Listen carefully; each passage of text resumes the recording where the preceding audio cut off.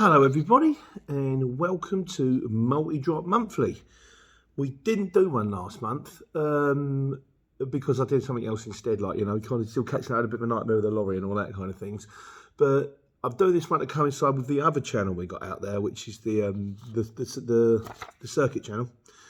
And I do videos for them as well, but they're more focused on your multi-drop drivers. So this is the part of the show where we focus on the people out there that are doing the Amazon, doing the Hermes, doing the, the Argos and all that kind of stuff. All courier drivers, all solid geezers, they're the SAS of the courier drivers. They're at the cold face. They're doing 200 drops a day, not like me doing 2 every track,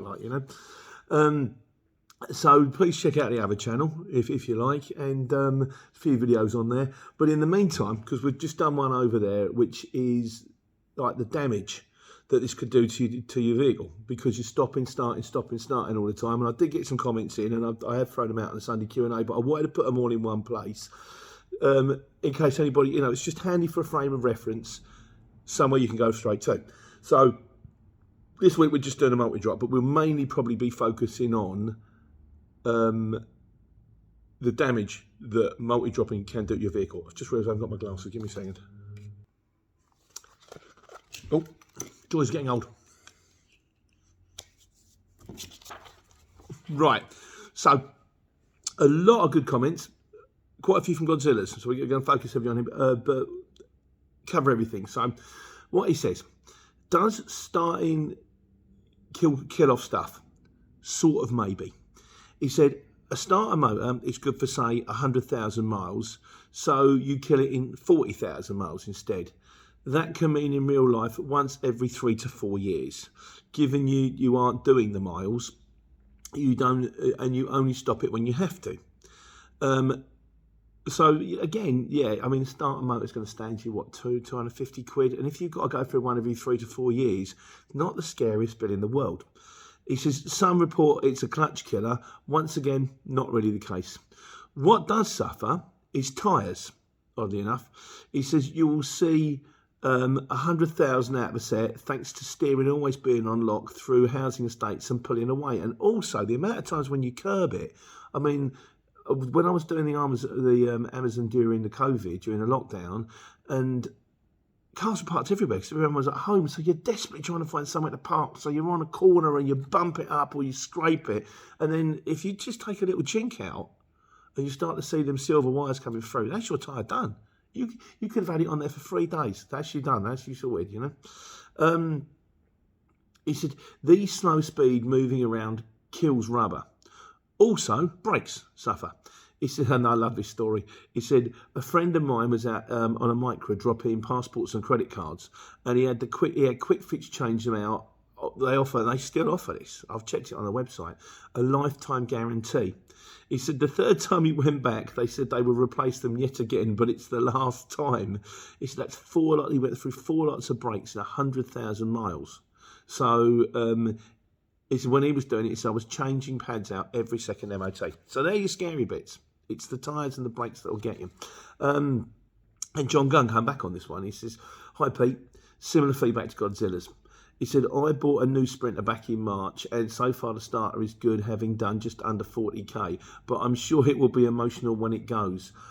Yes, and also the ignition system. If you're turning on and off on a Sprinter all the time, if you've got to start-stop on the brand new ones, fantastic. But I know when I bought the Jigsaw van back in the day, and when the ignition system went, and it cost me 600 quid. Oh, Christ almighty. Well, in the old days, it used to be a barrel, 50 quid. Then 2 weeks later, the ignition system went again. And about went 400 quid. I don't, no, it can't be. So I've just changed it. He said, no, there's 2 parts to this ignition system. One costs £600, one costs £400, and they both went out about the same time. I'm like, oh, it cost me nearly £1,000. He says, he goes on to say, new ones have new ones have start-stop anyway, so hopefully the starter is built for a bashing. Hopefully. Yes, tyres get shredded. Brakes did me roughly 35k, but I don't tend to hammer it, and I do roughly to 90 to 120 stops a day for the DBD. I was doing 150 around about Christmas. He says some guys use boxers, relays, mans or crafters, but keys can snap in the ignition with constant use, and they can be less reliable than Mercs. but that's not a hard and fast rule, and everything there's an element of luck involved. He says, as for loading, because we did one on loading as well, he said you could number the parcels with a marker, load in reverse order in piles of 10, then bring them into the back door and say piles. That's quite a good idea, actually, yeah. It takes a bit longer to organise and scan and chuck, but it will save you time on the road. So what he's saying there is do it in blocks. So say, for example, you're doing 100 drops 90 to 91 to 100, label them 1, 2, 3, 4, 5, 6, 7, 8, and 10, put them at the back. And then 80 to 90, 1, 2, 3, 4, 5. I still say the package finder that they do is easier. That you can just scan it, chuck it in, know where it is, because you've got the package finder telling you where it is, and then just optimise the route. And when you get there, it's going to go, you're at stop number 1. Your box is top left. It's got to be the easiest way, I think. There you go. So, what we got going on here? I've just noticed I've got a ring light. For the first time, I'm using a ring light. And you can see it in my glasses. Look at that. I've got 2 sets of eyes. Hey! Might have to do something about that. Maybe, I don't know, move the light around. Where are we going? Yeah, 10. It's a final note, as I said, about electric vans, because all the what they call the Amazon mob, they're all going to go to electric, but they're very price prohibitive. We maybe can't do them yet. He said, Maxus do a long wheelbase with a range of 170 miles. That's pretty impressive. It's still not going to cut it for me, but it's pretty impressive, which I believe is better than the e-Sprinter 70-mile range. Yes, it is. If anyone is looking for an electric van, it might be worth looking further afield than the usual suspects. Yeah, I guess so. Good advice there. Thanks, John. Right, what else have we got to? On the subject of H2IK37, he said, I think he's going back again to the circuit app. He said it would be good to let you scan the barcode on the parcels as you load them into the van.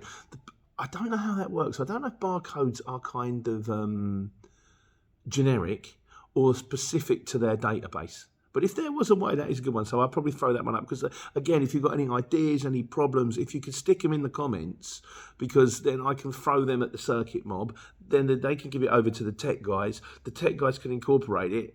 You get a better app. They get a better app. Everybody's happy. You know, it's all trying to work together to improve the situation. Mad Dog says, with a PDA, you can take a picture of the code on the phone, then scan the pictures at the end. So, yeah, I suppose that's always a possible way around it as well. Like I say, it's all a bit complicated, isn't it? Steve Campbell, the nefarious Steve Campbell, he's been doing the bins. He's doing the multi-drop up in Northumbria way, and he's doing the bin cleaner. He's doing the multi-drop of the bin cleaner. He says, I keep my engine running when I'm cleaning the bins, if the bins are curbside, because it takes 35 seconds to lift the bin into the van, clean it and drag it out. But if it's down an alley or cut or an alley where I can't get the van close, I turn it off. He also had a seatbelt offence recently because he pulled up in front of a camera to clean the bin and they done him for parking. He said, so do we put his seatbelt on? He said, I peeled it. And he got off his seatbelt offence as we stopped every so many yards on the round. Putting the belt on cost me an extra 15 seconds per bin, 90 bins a day. That's an extra 22 minutes and 30 seconds on his day. This is another thing. If you're doing the multi-drop, and we did a thing recently on, do you have to put your seatbelt on every time? And it's kind of a general rule. I think someone said if you're moving less than a quarter of a mile, that's kind of okay. But it's a general rule. I think there was a specific one. It might come up later on how far you're allowed to move without your seatbelt on. But it seems to be, you know, if you're stopping to deliver parcels and then you're going to be like a milkman, and then you're stopping four doors down to deliver some more, you don't have to put a seatbelt on. Yeah, Stevie's out there using the circuit app. I'm trying to get him up. I'm trying to get him on it, so that he can maybe do some actual physical, this is me doing the circuit, do some videos for you, but actually see someone out there doing it. But that's hopefully going to happen in the future. And Godzilla's again. He said, right, and he's going back on the start again. He says, here we go. You can leave it running if you can. Leaving it running is mainly dependent on having someone steal your van, so it's considerably unsafe. If it's inside, if it's out of sight, if it's out of sight, leave it on. If it's inside, turn it off. If it's behind you on someone's drive and ticking over, it's a given. If you think about it, most breakdowns happen to people where the vehicle won't start.